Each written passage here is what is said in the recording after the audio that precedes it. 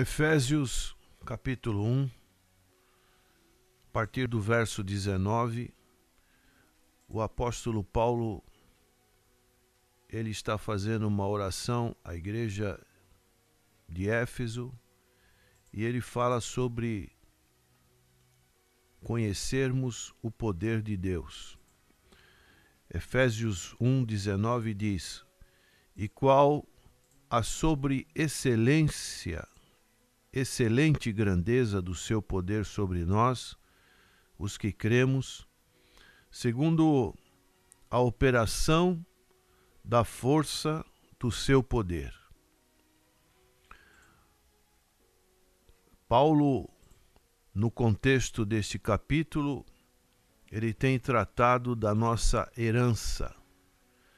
Deus tem demonstrado o seu amor ao nos prometer um futuro maravilhoso. E nós devemos sermos estimulados nessa esperança. E Paulo está oferecendo algo para desafiar a nossa fé. Ele está falando nesse verso a sobre excelente grandeza do seu poder. Essa palavra poder no vocabulário grego escrito por Paulo, ele tem várias conotações, aplicações. É a palavra dunamis, que significa poder, como temos na palavra portuguesa dínamo ou dinamite. Também fala sobre operação, segundo a operação da força do seu poder, significa energia. A palavra kratos, no grego, significa forte. Issus significa poder. Então, poderíamos, em outras palavras, dizer deste verso 19: "E qual a grandeza inseparável de seu poder para conosco que cremos, segundo a operação do poder da sua força." O apóstolo está se referindo a uma energia divina e eterna que se encontra a nosso dispor. Mas precisamos entender esta grandeza desse poder, dessa força, para usá-las. Que adianta estar à nossa disposição e não saber usá-las? Ou, muitas das vezes, ter um certo receio, um certo medo, e assim não podemos desfrutar. É como podemos fazer uma analogia de uma pessoa extremamente rica, tem muitos recursos, mas, por exemplo, na parte do alimento, da alimentação, essa pessoa ela tem um problema, às vezes, estomacal, e ela tem que fazer uma dieta. Ela não pode desfrutar de todos os alimentos que muitas das vezes ela gostaria de desfrutar, certos pratos, mas por razões médicas, ela não pode desfrutar de uma alimentação um pouquinho diferente. Então, outra razão seria, às vezes, o medo de que uma pessoa rica tem dos ladrões. É uma pessoa que precisa sempre estar protegida, com guardas, não pode sair na rua anonimamente porque vai levantar a curiosidade de outras pessoas, como pessoas que são muito conhecidas, populares. assim essa pessoa fica restrita a certas saídas, são tudo bem sinalizadas, porque isso pode trazer consequências desagradáveis para a sua vida. Nós, cristãos, precisamos de poder por vários motivos. Em primeiro lugar, somos fracos demais por natureza e muitas das vezes não sabemos dar o devido valor, não sabemos nos apropriar dessas riquezas a fim de usá-las corretamente. E muitas das vezes, diante dessas riquezas e de poder que o Senhor fala através de Paulo aqui nesse verso 19, esse poder nós não sabemos manuseá-lo. É como entregar uma força, algo para uma criança pequena e ela não sabe manusear. Então nós precisamos conhecer bem este poder, o poder de Deus, que pode nos capacitar para usarmos as riquezas que Deus tem para nos oferecer. É isso que Paulo está dizendo para esses irmãos de Éfeso, segundo a operação da força do seu poder. Em segundo motivo que precisamos do poder, há inimigos que querem e que desejam tomar essas riquezas de nós. Paulo está dizendo isso nesse verso 21 do capítulo 1 de Efésios. Acima de todo principado e poder e potestade e domínio, e de todo nome que se nomeia, não só neste século, mas também no vindouro. Então, são os inimigos da nossa alma que querem que não tomemos posse dessas riquezas, desse poder que há oferecido para nós. Paulo também vai dizer depois, no capítulo 6, verso 11 e 12, que a nossa luta não é contra carne e sangue, mas contra principados e potestades. Então, jamais seríamos capazes de derrotar esses adversários espirituais com as próprias forças que nós temos. Mas é possível fazê-lo pelo poder do Espírito que está à nossa disposição. Paulo também ele tem como objetivo conscientizar-nos da grandeza do poder de Deus, de modo que não falhemos no uso de nossas riquezas e que não sejamos privados pelo inimigo. E Paulo vai dizer o motivo de que podemos usufruir esse poder. E ele vai colocar a ressurreição do Senhor Jesus Cristo, que é a mostra, que é o exemplo, como podemos ver no verso 20 deste capítulo 1 de Efésios, que manifestou em Cristo, ressuscitando-o dos mortos e pondo-o à sua direita nos céus. Então, no Antigo Testamento, as pessoas mediam o poder de Deus através da sua criação. A criação do mundo, a criação do homem. Nós podemos ver isso no Salmo 19, Isaías capítulo 40. Também as pessoas do Antigo Testamento viam o poder de Deus através do milagre do êxodo de Israel do Egito, conforme Jeremias capítulo 16, verso 14.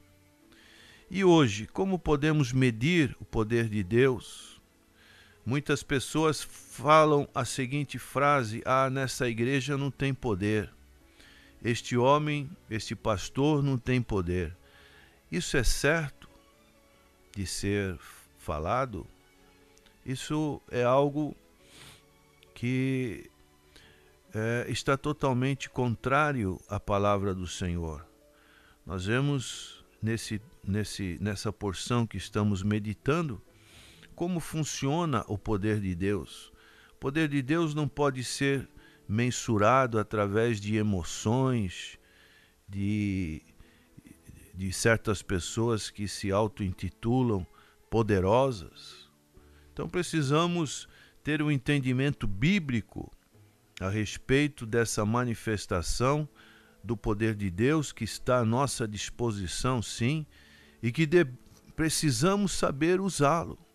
É como uma pessoa que está armada, mas não sabe como funciona essa arma.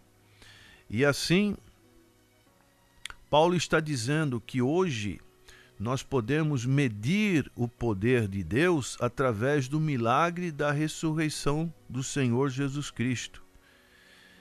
Ele não se limita ao fato de Cristo ter sido trazido de volta dos mortos, mas também Paulo está dizendo que ele subiu aos céus e está sentado à destra de Deus. E o Senhor Jesus Cristo está no lugar de autoridade e ele não é somente nosso Salvador, mas também é soberano. É isso que o apóstolo Pedro, no seu sermão em Atos capítulo 12, ele pôde dizer para os judeus: nenhuma autoridade ou potestade, seja humana ou espiritual, é maior do que o Senhor Jesus Cristo, o Filho exaltado de Deus. Ele está acima de tudo e nenhum inimigo futuro poderá vencê-lo, pois ele já foi exaltado e está acima de todas as potências. Mas de que maneira isso se aplica a nós hoje? Então Paulo, ele vai dizer a maneira que podemos usufruir, aplicar este poder às nossas vidas.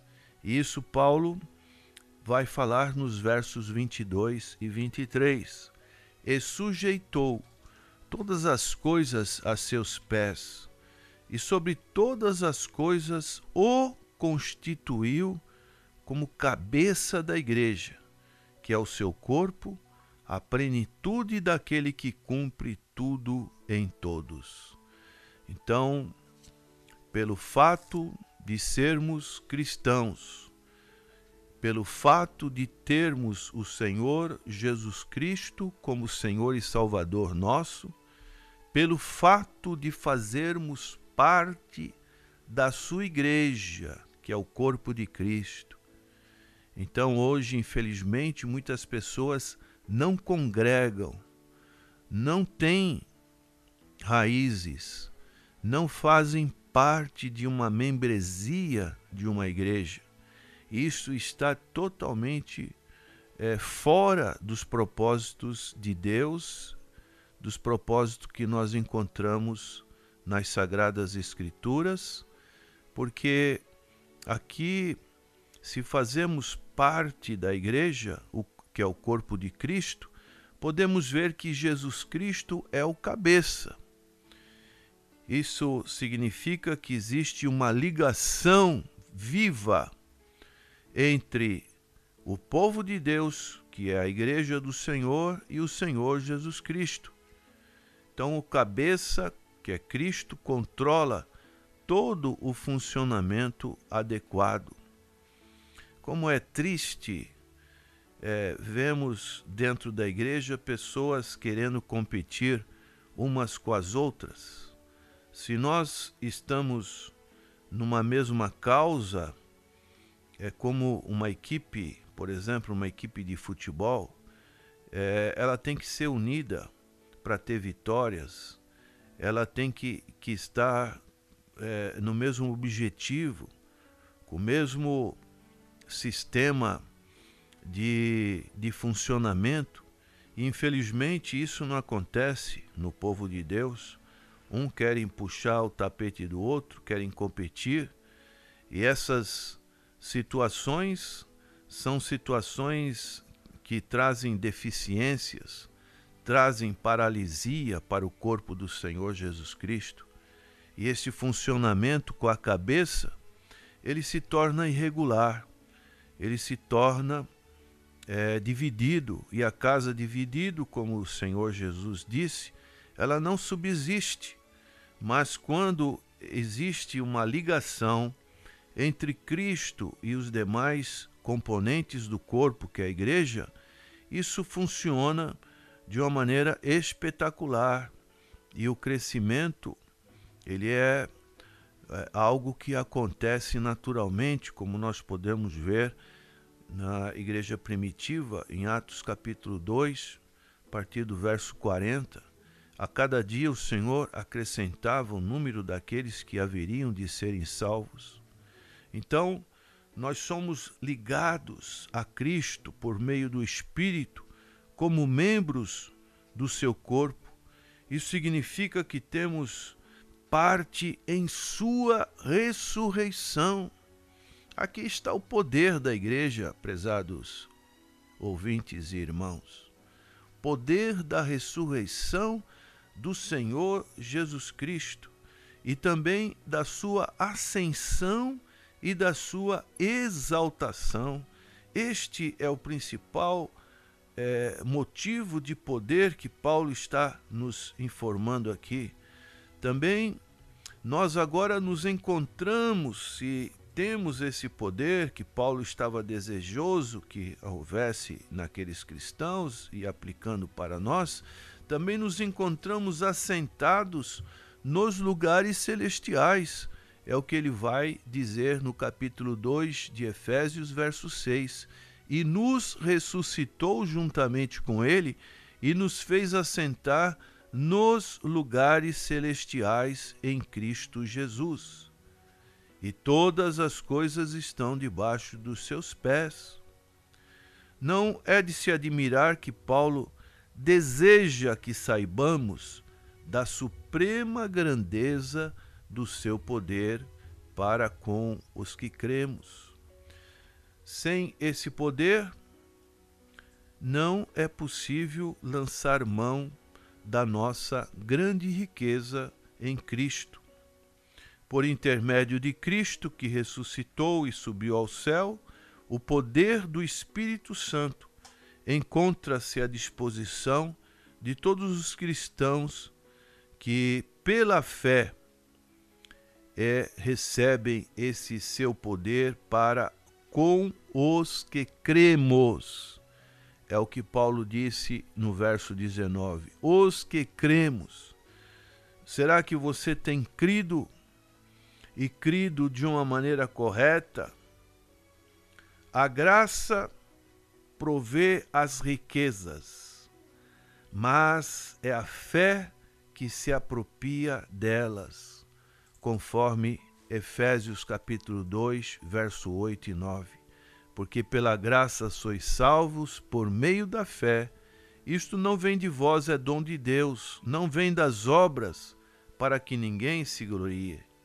E nós vivemos pela graça de Deus. O apóstolo Paulo, ele fala sobre isso em 1 Coríntios capítulo 15, verso 10. Mas pela graça de Deus sou o que sou, e se a sua graça para comigo não foi vã, antes trabalhei muito mais do que todos eles. Todavia não eu, mas a graça de Deus que estava comigo. Nos 4 evangelhos, vê-se o poder de Deus operando no ministério de nosso Senhor e Salvador Jesus Cristo. Mas, quando abrimos o livro de Atos, vê-se o mesmo poder operando em homens e mulheres comuns, membros do corpo do Senhor Jesus Cristo. Exemplo, o apóstolo Pedro passou por uma transformação extraordinária entre aquele fato que está narrado em João capítulo 21, quando o Senhor tratou com Pedro, depois dele ter negado 3 vezes o Senhor Jesus Cristo, o Senhor tratou com Pedro, e no começo de Atos nós vemos Pedro tomando a iniciativa de fazer aquele grande discurso, do qual foi o início da igreja primitiva. A que se deu essa mudança tão radical? No poder da ressurreição do Senhor Jesus Cristo. Por isso que Paulo fala, se Cristo não ressuscitou, é vã a nossa fé. E recebereis poder que há de vir sobre vós, para quê? Para sermos testemunhas, tanto em Jerusalém, Judéia e Samaria. A principal função desse poder é para nós testemunharmos para o mundo da necessidade de arrependimento. Então hoje nós podemos ver como o mundo busca energia para iluminar, para que as fábricas trabalhem, energia para que os automóveis funcionem. E quando nós temos essa paralisação, vira um caos. E na parte da nossa vida espiritual, por que não buscamos com tanta avidez também essa energia, esse poder que está à nossa disposição? É isso que Paulo está orando. A partir do verso 16, ele fala: não cesso de dar graças a Deus por vós, lembrando-me de vós nas minhas orações. Para quê, Paulo? Para que o Deus de nosso Senhor Jesus Cristo, o Pai da glória, vos dê em seu conhecimento o espírito de sabedoria e de revelação. Então, através da oração, é que nós podemos conhecer a sobreexcelente grandeza do seu poder sobre nós, para que realmente entendamos que esse poder está à nossa disposição, e não somente saber, mas saber usar e manusear esse poder em favor da obra de Cristo. Saber o chamamento que tivemos quando Cristo aceitamos o Senhor Jesus Cristo como nosso único e suficiente Salvador. Sabermos que somos ricos e que precisamos aproveitar dessas riquezas espirituais e conhecer o seu poder. Você conhece esse poder? Que a nossa oração seja para que você também conheça esse poder para usufruir tanto as bênçãos no presente momento e principalmente no futuro. Amém.